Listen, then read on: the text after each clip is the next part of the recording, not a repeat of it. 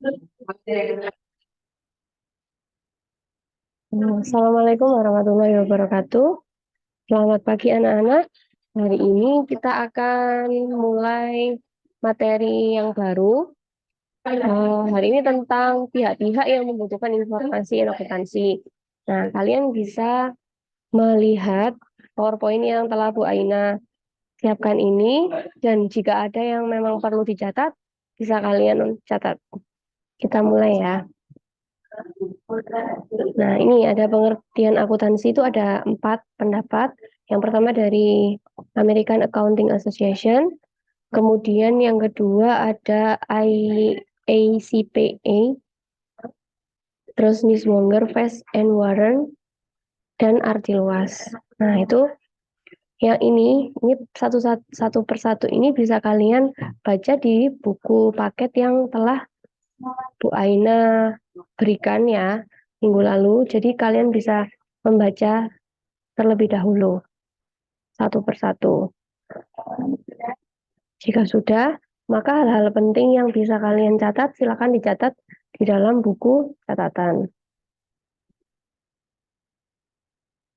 Kemudian yang ketiga, ini ada 6 bidang akuntansi yang biasanya ada dalam masyarakat ya. Yang pertama ada akuntansi keuangan, ada akuntansi biaya, ada akuntansi manajemen, ada akuntansi pemeriksaan, akuntansi pemerintahan, perpajakan, anggaran, dan SIA dan akuntansi.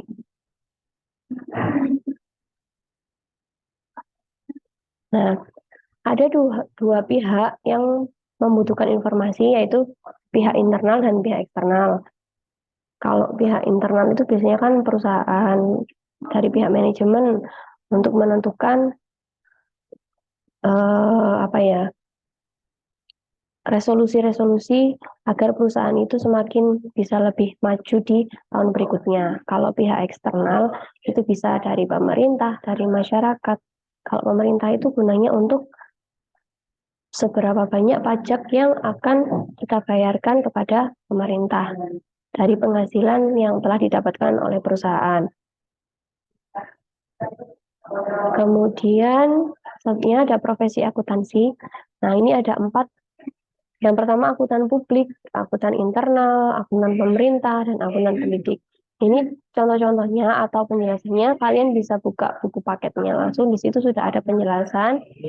Dan untuk rangkumannya kalian bisa catat di buku catatan. Nah, untuk jenis perusahaan itu ada 3. Yang pertama ada perusahaan jasa yang bergerak di bidang jasa, kemudian ada perusahaan dagang yang dia fokusnya adalah membeli dan menjual barang tanpa merubah bentuk. Dan yang ketiga adalah perusahaan manufaktur. Kalau bentuk perusahaannya itu kalian bisa baca sendiri, itu ada banyak sekali contoh-contohnya. Ada firma, koperasi, yayasan, dan seterusnya. Di buku paket juga lebih lengkap. Kalian bisa membaca sendiri, kemudian merangkum dalam buku catatan. Nah, etika profesi akuntan. Yang pertama, tanggung jawab profesi.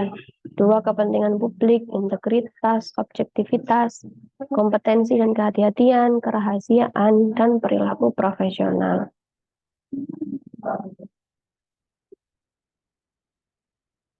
Kemudian, prinsip-prinsip akuntansi.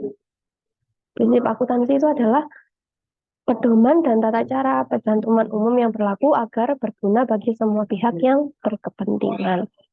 Adalah pengertian dari prinsip akuntansi. Nah, ini tahapan siklus akuntansi. Ini kalau yang di PPT ini adalah contoh dari siklus akuntansi perusahaan jasa ya. Karena kalau di perusahaan dagang itu jurnal ini maksudnya adalah jurnal khusus. Kalau hanya jurnal saja adalah perusahaan jasa. Ada pertama bukti transaksi. Jadi kalian harus mengumpulkan bukti transaksi terlebih dahulu. Kemudian ada jurnal.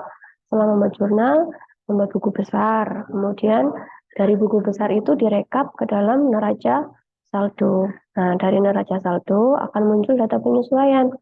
Nah, data penyesuaian ini nanti yang akan dibuat untuk menjadi jurnal penyesuaian.